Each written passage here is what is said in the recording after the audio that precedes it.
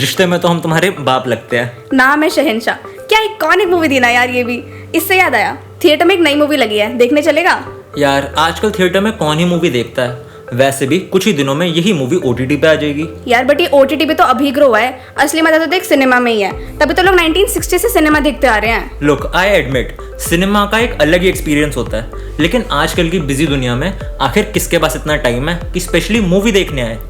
True, but एक चीज है कि तुझे पता है ये मूवी आएगी कहाँ? मेरे पास तो सिर्फ नेटफ्लिक्स का ही सब्सक्रिप्शन है। लुक, वही 3-4 मेजर प्लेटफॉर्म्स हैं, Amazon prime, Netflix, Disney plus, Hotstar. अब तेरे पास नेटफ्लिक्स है, मेरे पास Amazon प्राइम, अपने किसी ना किसी फ्रेंड के पास Disney हॉटस्टार तो होगा ही। हाँ, और वैसे भी हम OTT पे सीरीज पे तो देख सकते हैं। Of course, binge watching. मैं तो जब तक सीरीज खत्म नहीं हो जाती बीच में छोड़ता ही नहीं। तू तो है ही विल्ला। अच्छा, वैसे एक बात तो है, OTT प्लेटफॉर्म्स ने एंटरटेनमेंट लैंडस्केप भी बदल दिया है। अब सिनेमा जाने के बारे में तो लोग कम ही बात करते हैं। OTT has actually taken over. Of course it has. आखिर OTT इतना कन्वीनियंट जो है।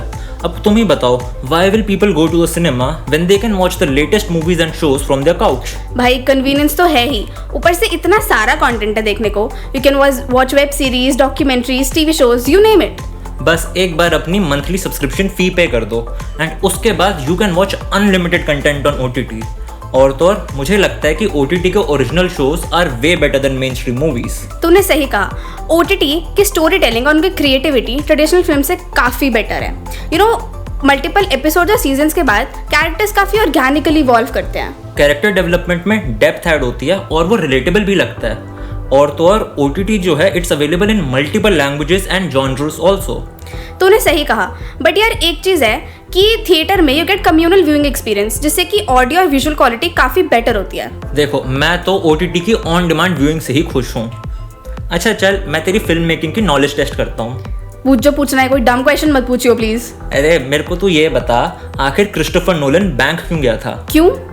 To make a withdrawal from his dark night account. बोला था ना, नो डम क्वेश्चंस। तुझे पता है कंटेंट वैरायटी के मामले में सिनेमा और OTT काफी अलग होते हैं। वैसे आई एग्री, OTT प्लेटफॉर्म्स पे कंटेंट वैरायटी काफी वाइड होती है। हर जॉनर का कंटेंट अवेलेबल होता है, including niche genres like true crime, documentary, TV anime etcetera. बिल्कुल सही। हर प्लेटफॉर्म पे अपने वेब सीरीज, मूवीज और डॉक्यूमेंट्रीज होते हैं। और तो और OTT पे इंटरनेशनल कंटेंट भी अवेलेबल है, वो भी अलग अलग डबिंग्स और सबटाइटल्स में।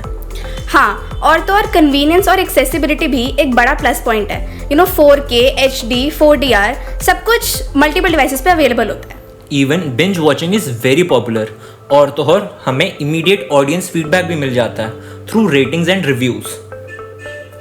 हाँ, बट हम इंटरनेशनल मूवीज को कैसे भूल गए भाई? वो बहुत लिमिटेड होती हैं, क्योंकि कुछ सिलेक्टेड मूवीज ही होती हैं जो थिएटर्स तक पहुंचती हैं और सिग्निफिकेंट अटेंशन या अक्लेम गेन करती हैं।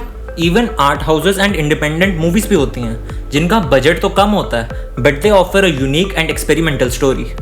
हाँ, और अगर हम OTT की कंटेंट क्वालिटी की बात करें तो उसमें हायर प्रोडक्शन वैल्यूज होती हैं, क्योंकि उनके पास इतना सारा बजट होता है, तो उसमें विजुअल और साउंड क्वालिटी भी टॉप नॉच होती है।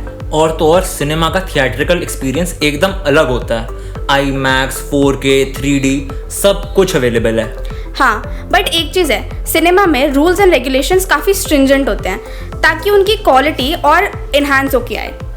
तो ओवरऑल देखा जाए तो सिनेमा एक ग्रैंड और इमर्सिव एक्सपीरियंस ऑफर करता है एंड OTT में vast and diverse content available होता है। हाँ, दोनों ही प्लेटफॉर्म्स एंटरटेनमेंट लैंडस्केप को कॉन्टिन्यूसली इवॉल्व कर रहे हैं। ऑल्सो यूनिकनेस को एक साइड में रख के ये बता, मूवी पे चलना भी है कि नहीं? यार जितने में एक टिकट आएगी उतने में तो OTT के महीने भर का खर्चा निकल जाएगा। भाई प्लीज, सिनेमा की वाइब अलग होती है यार, प्लस इतनी सारी सर्विसेज अवेलेबल हैं, यू नो, जिनसे उनकी ऑपरेशनल कॉस्ट बहुत ज़्यादा हाई चली जाती है।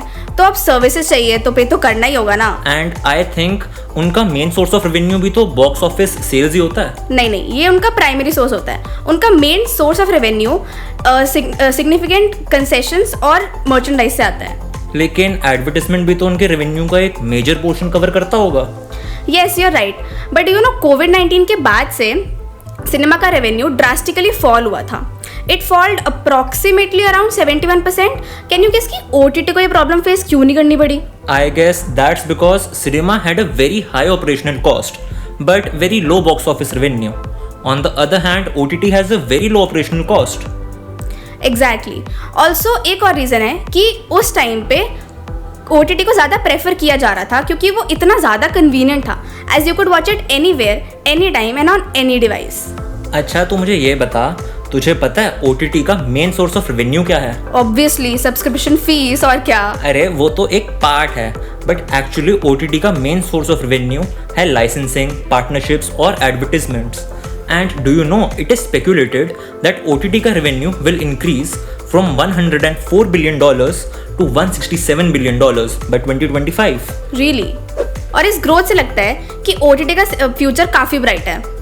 हाँ, और इसी वजह से सिनेमा को अपनी अप्रोच में काफ़ी चेंजेस लाने पड़ेंगे। हाँ, बट वैसे एक चीज़ है कि तुझे क्या लगता है कि आने वाले टाइम में सिनेमा ग्रो कर भी पाएगा? Well, I think cinema and OTT will coexist. How come?